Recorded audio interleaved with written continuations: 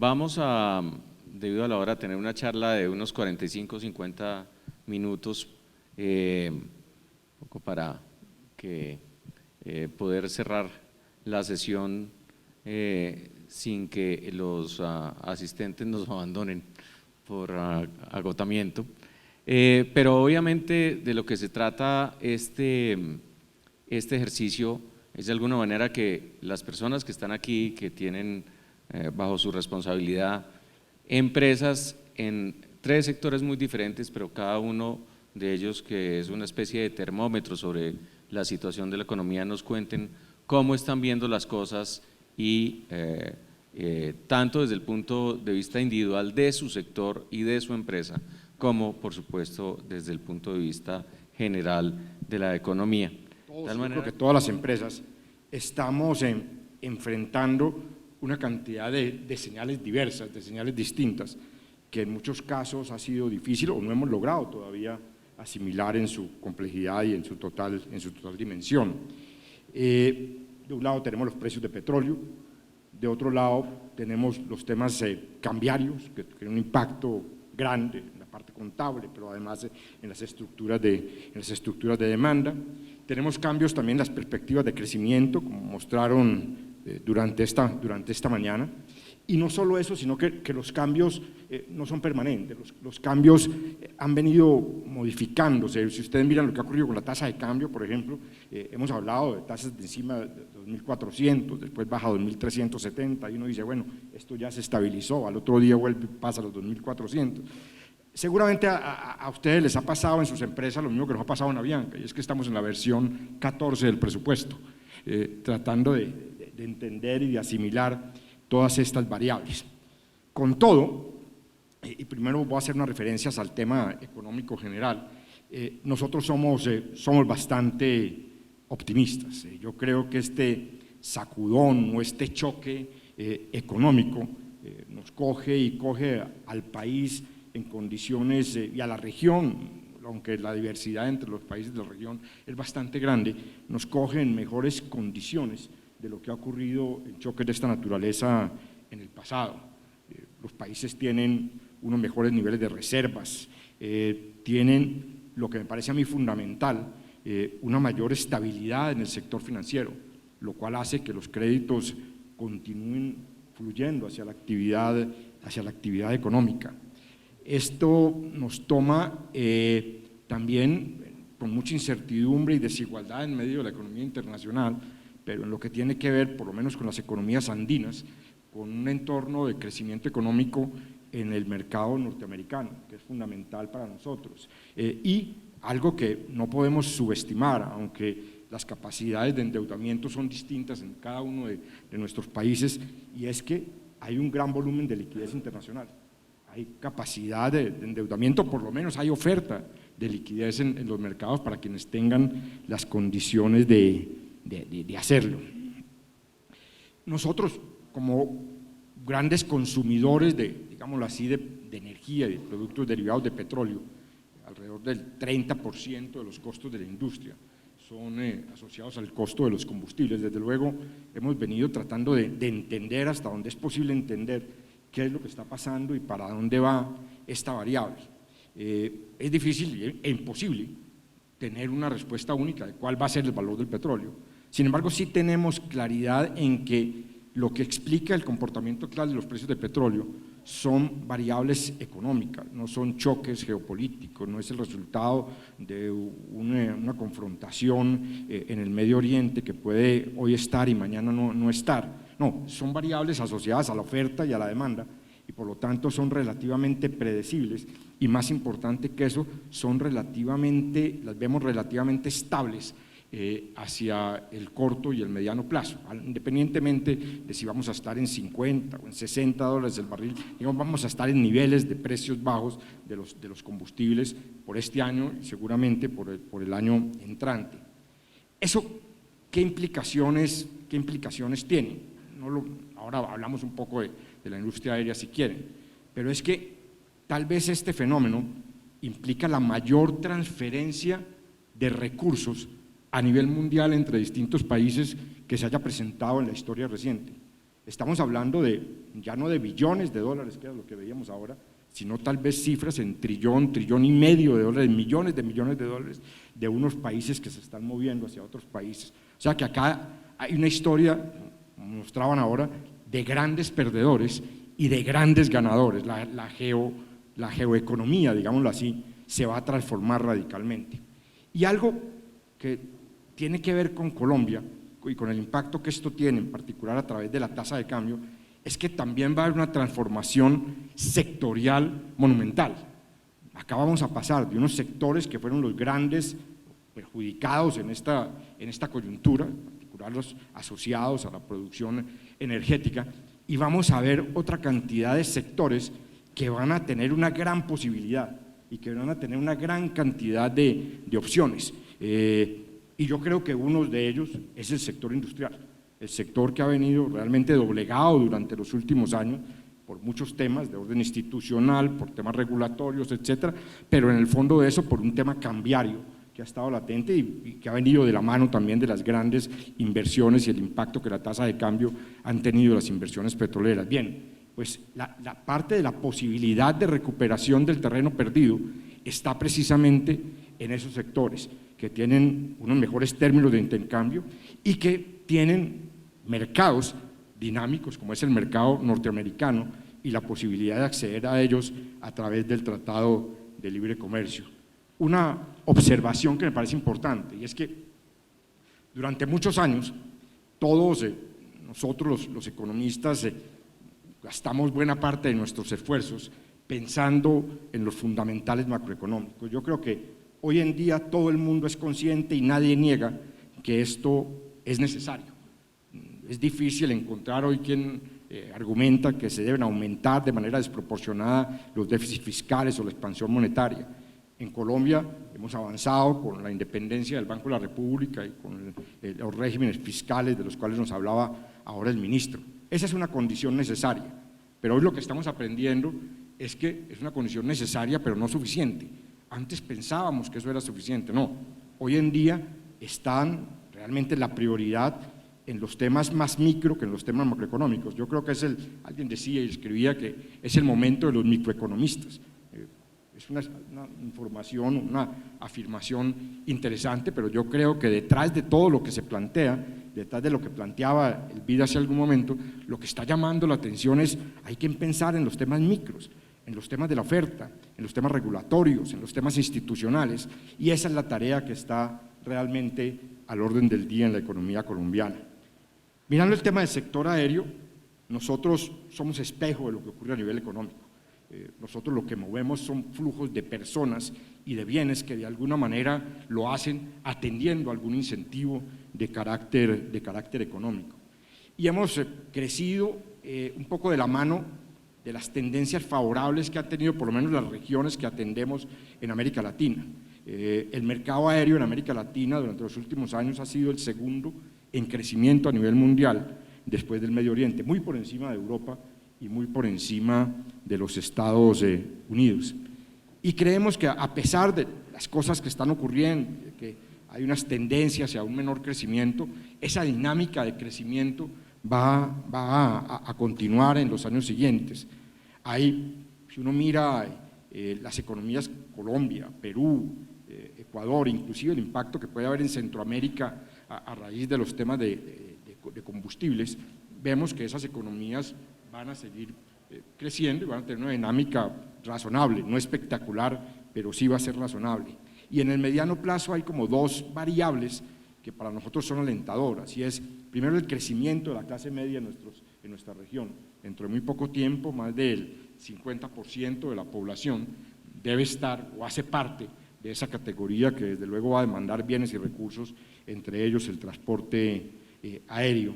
Y lo otro es que si uno mira lo que ocurre en países como Estados Unidos, en Latinoamérica la relación entre la población y el transporte aéreo es 9 veces más alta de países desarrollados, como es el caso de Estados Unidos. El potencial de crecimiento que tenemos es realmente importante. A eso le sumamos en el caso de Colombia temas específicos de los cuales debo mencionar. Nosotros creemos en la paz, apoyamos el proceso de paz de manera importante y contundente, y creemos que la paz en Colombia no solo va a tener un impacto económico general a través de todos los sectores, en nuestro sector en particular va a abrir medio país que el mundo y Colombia no conocen, hacia el turismo, hacia la economía, hacia nuevas modalidades de desarrollo agropecuario, y creemos que eso va a traer realmente unas opciones de crecimiento en el transporte aéreo realmente grande. Grandes retos, desde luego, tenemos, entender qué va a pasar finalmente, no con la tendencia del combustible, pero lo que ocurre usualmente en la industria es que cuando cae el precio del combustible y hay esas expectativas relativamente largas, hay una tendencia hacia un incremento, muchas veces irracional, en la oferta del transporte aéreo. Muchos aviones que antes eran totalmente ineficientes y que ya no volaban porque el precio de combustible tradicional no se justificaba operarlos, van a empezar a aparecer y van a empezar otra vez en el mercado de repente. Tenemos que entender los temas de tasa de cambio y cómo cambia eso los precios relativos y la demanda por nuestros servicios. Viajar internacionalmente hoy desde Colombia es más costoso que hace 3 o 4 meses, hablo de 30, 40% más costoso. Y desde luego el gran reto que tenemos para nuestro crecimiento y para nuestra expansión es el desarrollo de la infraestructura aeroportuaria, en la cual el gobierno ya ha venido haciendo anuncios importantes en su desarrollo y crecimiento. Esa es una percepción general. Muchas gracias, Fabio. Fabiola Soed, de General Electric. Bueno, ante todo, muchas gracias por la invitación. Yo creo que ha sido una mañana supremamente interesante. En particular, y no es por solidaridad de género, disfruté muchísimo la presentación de la doctora Bárcena, que mencionó 2 temas que me impactaron y me voy a referir a uno de ellos, pero el primero fue la participación de la mujer en la economía, o el impacto de la mujer en la economía, pero tranquilo, Ricardo, que no voy a hablar de eso hoy. Me encanta el tema y lo podemos hablar en otro momento. Y en segundo, como recordarán, mencionó varias veces el tema de la inversión, de la prioridad de la inversión. Dijo inversión, inversión, inversión. Y es que Colombia, siendo la 4ª economía de la región y el tercer volumen de población más grande también en la región, es una combinación o presenta una combinación de factores bien interesante para la inversión. Y no hablo necesariamente de nueva inversión, hablo de inversionistas o compañías que ya hemos invertido en el país, que ya estamos presentes en el país y que vemos oportunidades de seguir participando en el desarrollo de Colombia a través de las asociaciones público-privadas. Entonces, quiero hablar en este caso de asociaciones público-privadas que han demostrado durante muchos años y en muchas regiones del mundo ser un mecanismo de crecimiento importante, sobre todo en aquellas economías donde las necesidades de desarrollo superan los presupuestos estatales. En GE General Electric llevamos más de 40 años participando en proyectos de este tipo, en particular en el sector salud y en regiones como Europa, Australia y en varias regiones del mundo. En Colombia ya iniciamos nuestra participación en el sector ferroviario y esperamos hacerlo muy pronto también en el sector salud. Parte de los beneficios de una asociación público-privada es que permite establecer consorcios donde diferente tipo de compañías pueden aportar cada una sus fortalezas. Estoy hablando de tecnología, capital, experiencia, administración de proyectos. Es así como aplicando mejores prácticas internacionales y utilizando el know-how de estas compañías que arman estos consorcios, se pueden reducir los riesgos del Estado en el desarrollo de estos proyectos.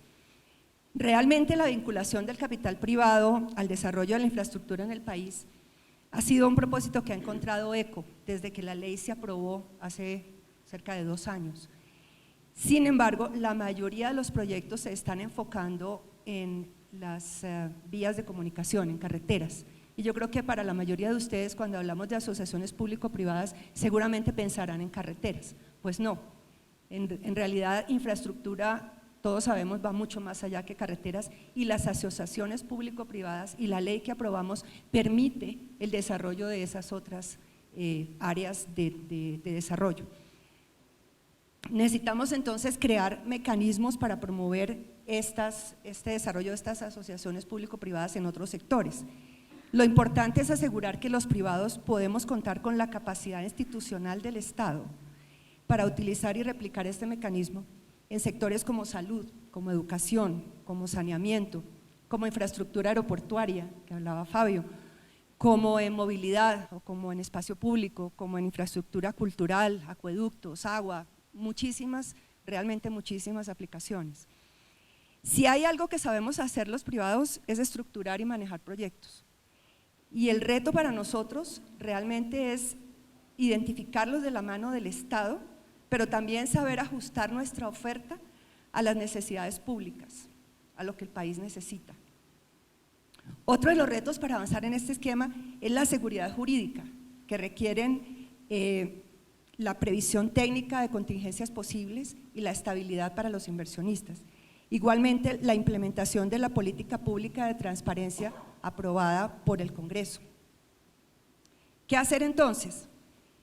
Debemos crear mecanismos de comunicación y manejo por parte del gobierno para asegurar que las obras que se ejecuten respondan realmente a las necesidades del país.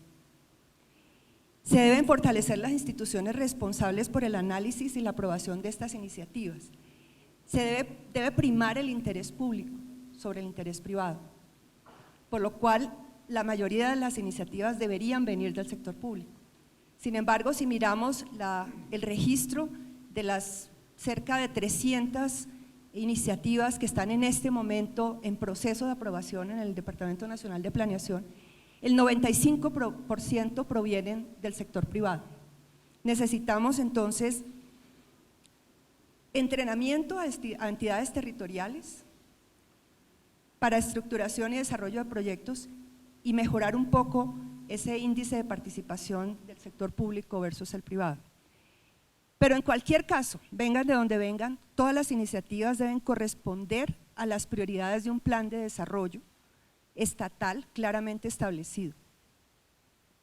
Se requiere que la inversión extranjera pueda trabajar con certeza sobre la seguridad jurídica, de nuevo insisto, con la finalidad de atraer capitales, porque hablamos de que estos consorcios pues no es solamente la experiencia y el aporte tecnológico, sino también la necesidad de capitales de inversión.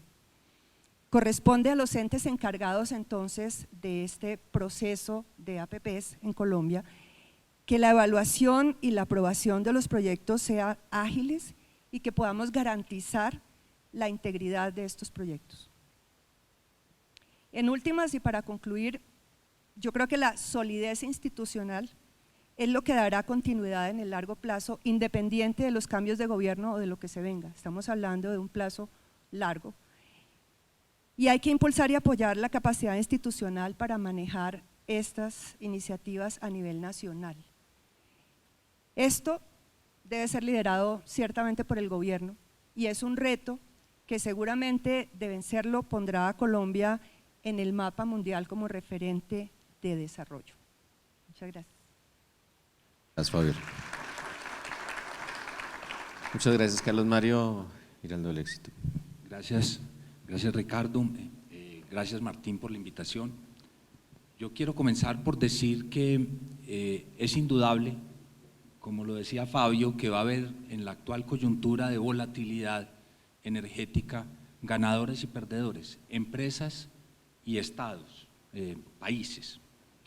Yo creo que lo interesante es que Colombia, a pesar de que está entre los exportadores de petróleo, a pesar de que tiene una dependencia del 27% de sus ingresos, de los ingresos petroleros, creo que va a estar entre los ganadores. ¿Por qué? Porque es un país muy distinto al que era hace 10 años, al que era hace 15 años. Y las cifras hablan por sí solas. Es un país en el cual la clase media, medida como quienes ganan más de $10 al día, pasó del 16% hace una década al 30% hoy. Es un país conectado por internet, con fibra óptica en casi todos los municipios, y mientras que en América Latina la conexión del total de la población es de un 43%, en Colombia es del 59%, y eso es un salto a la modernidad. Es un país con conexión móvil impresionante, una penetración de telefonía móvil del 106%, más conexiones móviles que población, es decir, por supuesto, más de una per cápita. Y es un país en la que el crédito empieza a masificarse, no a los niveles que quisiéramos, pero en 7 años pasamos de 6 millones de tarjetas de crédito, por ejemplo, a 11.8 millones.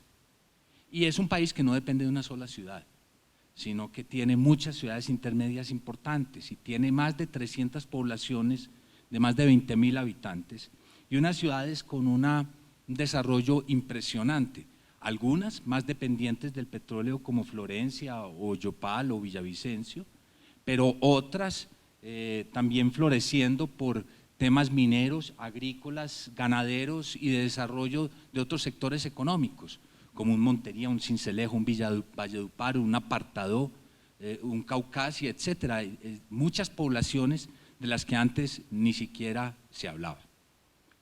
Ahora bien, ¿cuál es nuestra visión del futuro económico, del futuro del comercio específicamente? Es optimista. El comercio viene de crecer más de un 7%, el crecimiento más alto en los últimos años, con inflación del 3.6%, es decir, un crecimiento bien importante en términos reales. Yo creo que hay cosas que van a ser muy positivas para el comercio. La primera es la recuperación de la industria. Creo que lo mejor que le puede pasar al comercio colombiano es que la industria colombiana se recupere. Por supuesto, la composición de las compras va a variar, pero en favor del empleo, y al final los empleados de la industria son nuestros clientes y lo mejor que nos puede pasar a nosotros es que la industria tenga más empleados.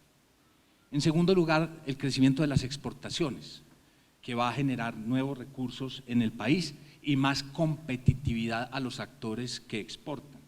Y la fuerza de atracción de la economía americana con el impacto positivo que tiene para el país. Encontramos además un país que no va a depender de un solo sector, sino que tiene varios jalonadores en simultáneo. Tiene un jalonador que es la construcción, la creación de nueva vivienda, tiene un jalonador natural que es la inversión en el comercio, que ahora me referiré a ella, es enorme. Va a tener un nuevo jalonador en el mediano plazo en la industria, eso no se da de inmediato, pero va a venir ese jalonamiento importante para todos. Y el jalonador de la inversión en infraestructura pública, que va a ser extraordinario también para el crecimiento de mediano y largo plazo de Colombia y el equilibrio entre las regiones. Otro tema que tiene un impacto de corto plazo es la inversión de los entes territoriales, que por el año en el que se encuentran gobernadores y alcaldes va a ser fuerte en los próximos meses y eso favorece también a la economía. Regionalmente, me parece que hay unas regiones que están empujando mucho más que otras. La costa Caribe desde hace muchos años lo viene haciendo y va a seguir haciéndolo, no solamente por TLC, sino también por el contraste en la administración pública. Tiene muchos mejores administradores públicos que han generado una diferencia importante. Segundo, yo creo que la nueva historia para el país va a ser el crecimiento del Valle del Cauca y de la región cafetera.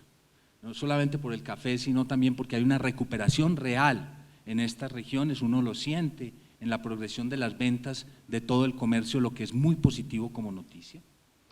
Por el lado, pero hay por supuesto noticias que no son buenas, la del petróleo va a afectar las finanzas públicas, el impacto inmediato que hemos recibido los empresarios es la reforma tributaria, una reforma tributaria que no es buena para el país, que no es equilibrada y que no da mensajes positivos para la inversión.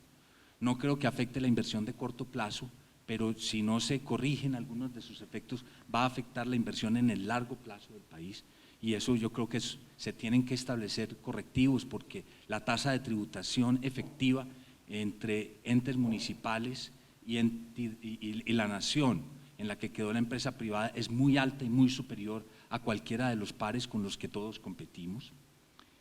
Otro tema que me parece que puede ser negativo es la psicología.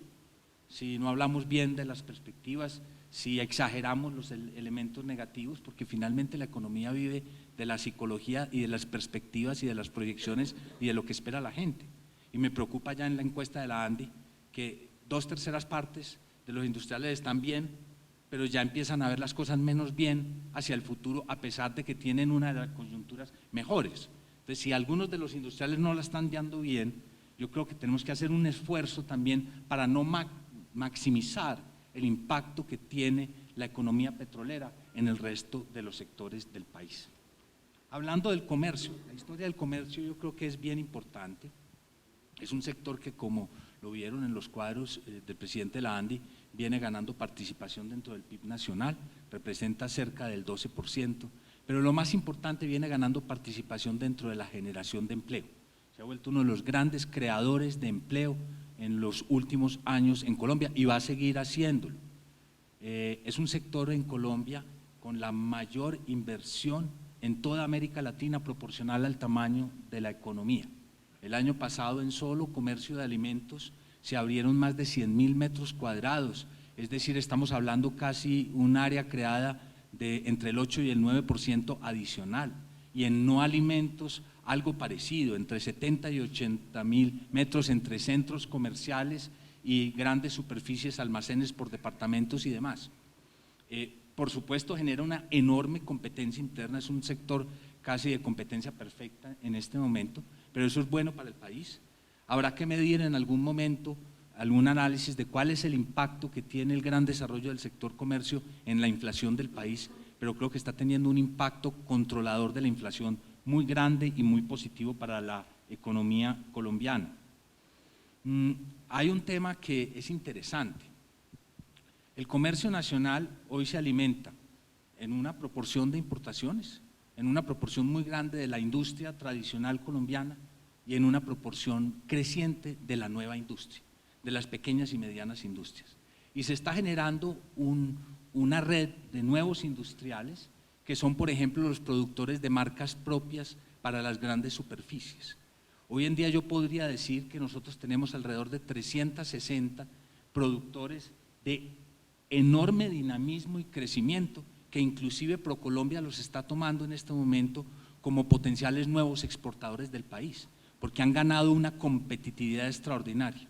Y en Colombia la representación de las marcas propias ya es del 15% del total de lo que se vende en el país, frente a un promedio del 6-7% en América Latina y frente a un 5% que era hace 10 años.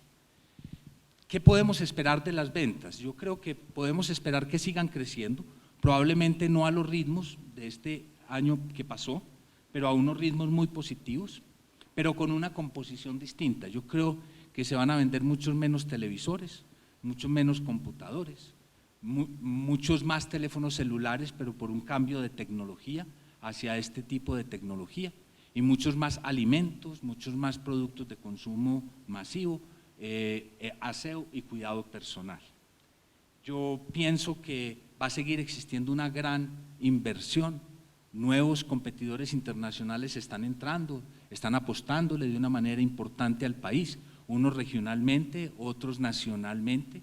Nosotros mismos estamos dinamizando inclusive nuestra inversión, tanto en centros comerciales como en comercio, en retail. El solo Grupo Éxito debe invertir este año entre 550 y 650 mil millones de pesos colombianos. Y además yo creo que va a haber una cosa muy importante y es nuestras compras en el país.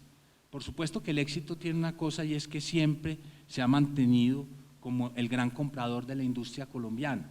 Aún en el momento de la tasa de cambio más revaluada, nunca crecimos de un 8% nuestro componente importado. El 92% de nuestras compras son en Colombia. Es decir, nosotros compramos 7 billones de pesos en Colombia, que se irriga, por lo tanto, en todos los productores nacionales.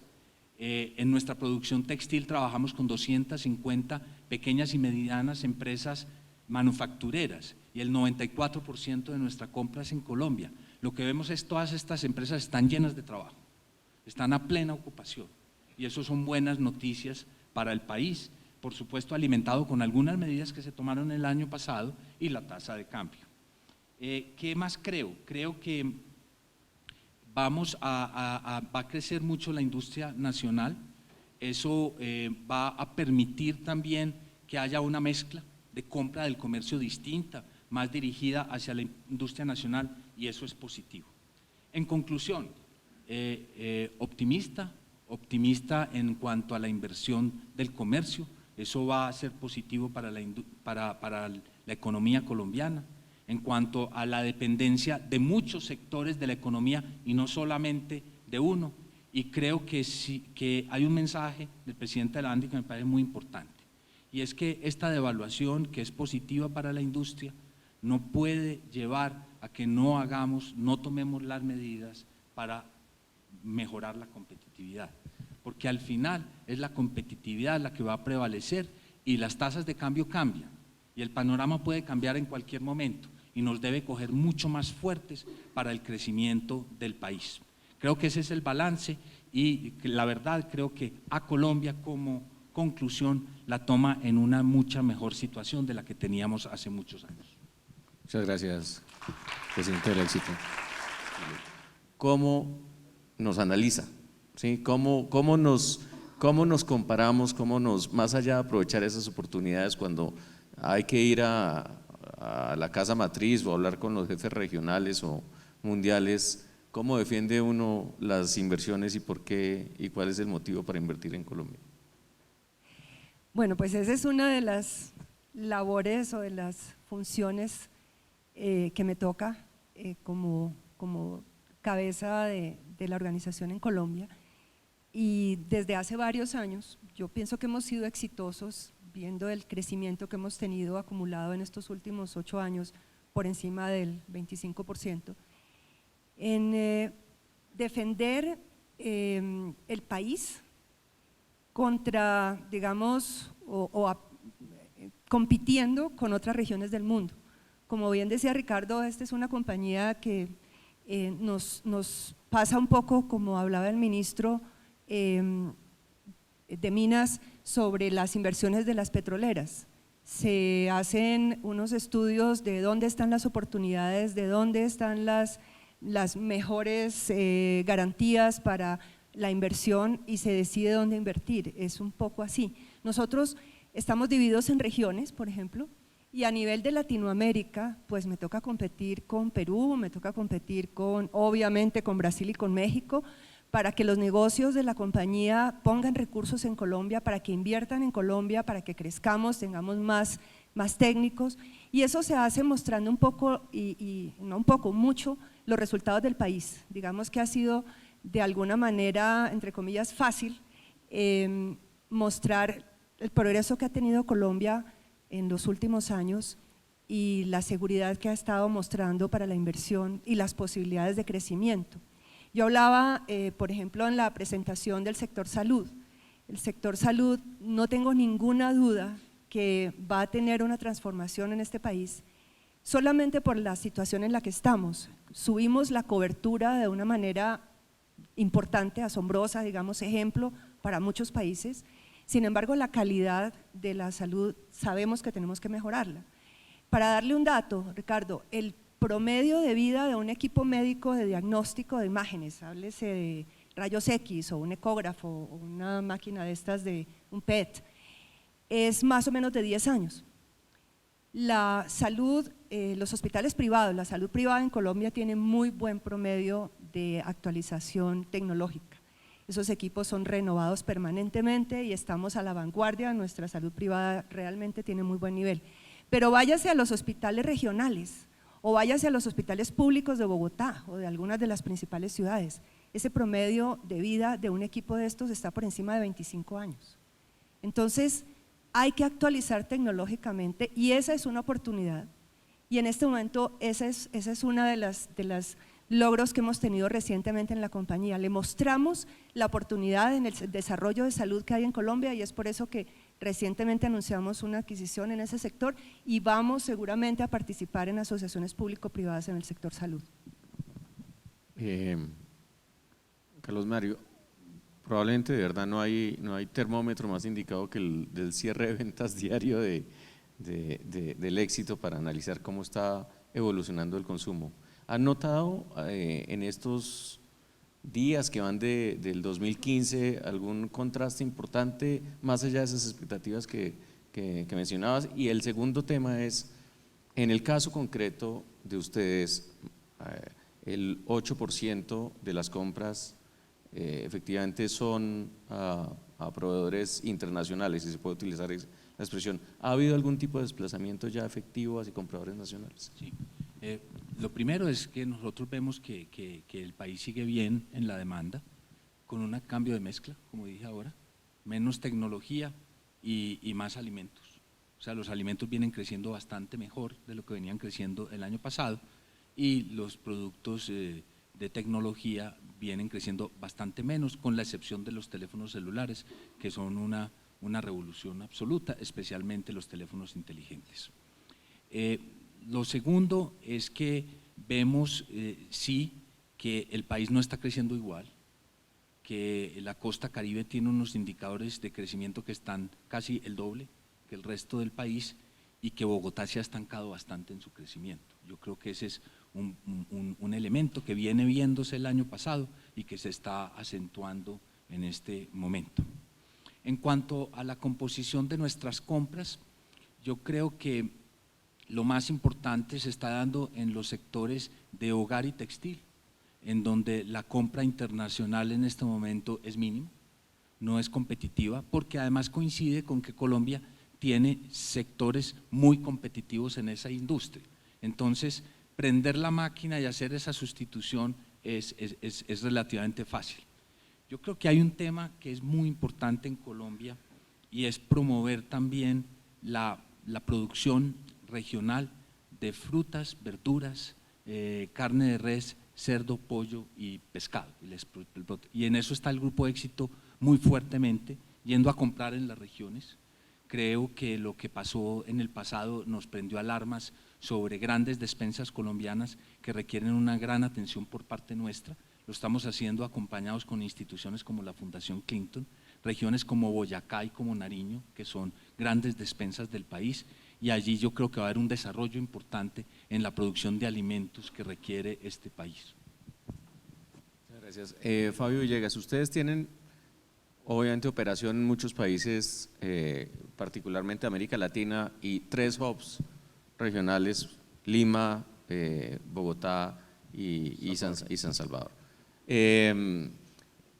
¿Cómo nos comparamos cuando ustedes tienen no solo en el tema obviamente de tamaño, es evidente que la operación en Colombia es la más importante de todo, pero en la facilidad de hacer las cosas y a raíz de eso, ¿cuáles son esos obstáculos con los cuales a veces uno se puede inquietar por las posibilidades de Colombia?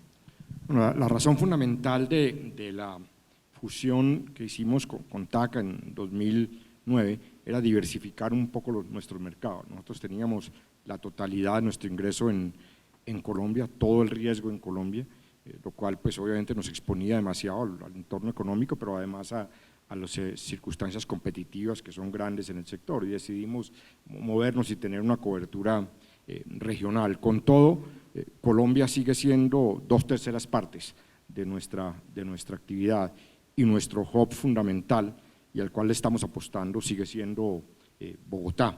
Yo siempre he dicho que la competencia en esta industria no es únicamente entre aerolíneas, es entre aerolíneas y aeropuertos, y por lo tanto lo que ha ocurrido y las limitaciones que ya son públicas sobre el aeropuerto de Bogotá nos han generado muchísimos problemas, sobre todo se han constituido la mayor limitante a nuestro propio crecimiento, para no hablar del impacto que tiene en el servicio a nuestros clientes. Pero hay un cambio radical. Antes uno decía esto y de alguna manera se sentía en el Estado como si uno estuviera haciendo un reclamo político o desconociendo los esfuerzos que se han hecho. El aeropuerto que hoy tenemos es infinitamente mejor que el que teníamos antes, pero también es infinitamente insuficiente frente a las necesidades y requerimientos de crecimiento, no solo de Avianca, sino de la industria en su conjunto. Y debo reconocer que por primera vez, hace algunas semanas, escuché del gobierno anuncios concretos sobre la expansión del aeropuerto, sobre la necesidad de mejorar el tráfico aéreo, aumentando el número de operaciones aéreas que hoy en día son totalmente ineficientes, y aumentando también el número de posiciones de contacto. Ese fue un aeropuerto diseñado para 15 millones de pasajeros y el año pasado ya tuvimos 26 millones de pasajeros. O sea que es evidente que con todo lo que representa en superación frente a lo que había en el anterior Dorado, fue un aeropuerto que nació pequeño. Por fortuna el gobierno está tomando las acciones y decisiones. Tal vez ese ha sido el principal impedimento para desarrollar el hub de Bogotá, que tiene todo el potencial por localización para ser el hub más importante de las Américas. Fabiola, el presidente del Éxito mencionó el tema de la carga tributaria en Colombia. Una vez más, en términos de comparaciones o en términos de justificar inversiones, ¿cómo entra ese tema dentro de la ecuación para que ustedes se inclinen por una o determinada opción, ya sea línea de negocio o país? Bueno, eso pues sin duda impacta en la competitividad del país como tal, ¿no? Cuando se analiza una potencial inversión, pues hay que mirar obviamente el tema fiscal y la reforma y el impuesto, específicamente el impuesto a la riqueza, pues está golpeando bastante. Sin embargo, yo creo que en la medida en que nosotros podamos mejorar competitividad, una de las cosas, por ejemplo, que es muy atractiva para la inversión extranjera en Colombia es la mano de obra calificada. Acá tenemos un potencial humano enorme que es muy valorado a nivel de multinacionales y en el caso nuestro, por ejemplo, se valora muy bien el talento colombiano. Tenemos colombianos trabajando en General Electric en muchísimas regiones del mundo. Entonces, eso es una gran ventaja, pero sin duda el tema fiscal pues también es una parte de análisis. El otro lado de la situación con las multinacionales es que buena parte de nuestros negocios se realizan en el país, pero también hay otra parte que se realiza afuera. Entonces, digamos que se balancea un poco la situación y no nos impacta tan desfavorablemente como a las empresas que tienen su operación total en Colombia. Muchas gracias, Carlos Mario. Ya para terminar, es absolutamente claro y sin duda alguna uno de las revoluciones silenciosas de Colombia ha sido el surgimiento de la clase media. Es más, el Banco Mundial sostiene que este año por primera vez en nuestra historia el tamaño de la clase media va a superar el tamaño de personas en condición de pobreza en Colombia. Cuando ustedes miran esa tendencia y proyectan el negocio a 5 a 10 años, ¿qué ven y cuáles son las apuestas que hacen por cuenta de eso? Nosotros vemos dos cosas: el surgimiento de la clase media, pero el mejoramiento de la clase emergente, que es la que gana menos de $10, que es tal vez más fuerte inclusive que y es la que va a acompañar la nueva clase media. Nosotros vemos, por ejemplo, grandes oportunidades. Uno, nuevos servicios, los microseguros. Es impresionante lo que están comprando los colombianos en microseguros.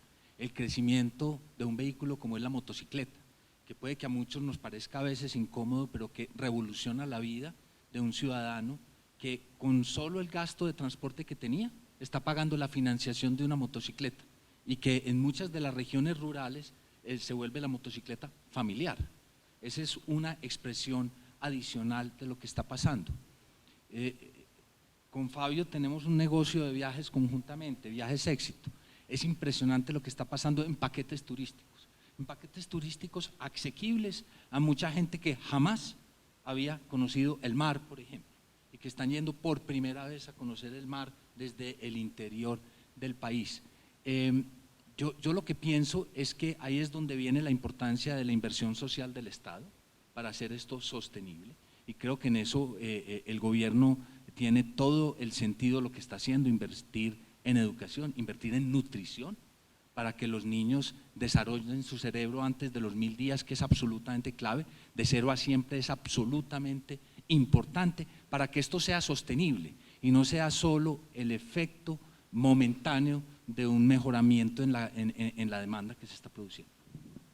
Muy bien, con esas palabras que dejan en claro que hay un país más allá de la coyuntura y de las angustias del día a día, que ojalá sea mucho mejor que en el que vivimos hoy. De verdad quiero agradecerle a los panelistas, a ustedes por su atención y felicitar de nuevo a la Fundación Buen Gobierno por esta maravillosa idea. Muchas gracias.